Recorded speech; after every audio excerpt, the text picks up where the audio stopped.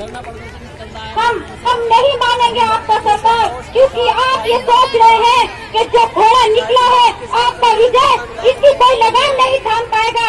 अरे ये देवबंद है, यहाँ न जाने कितने घोड़ों की रटें आकर के रुका करती है, हमने उसकी भी लगाम थामी है। आप क्या समझ रहे हो हम अकेले पड़ जाएंगे? नहीं, गलत करनी है ये आपकी। हम अकेले नहीं पड़ेंगे।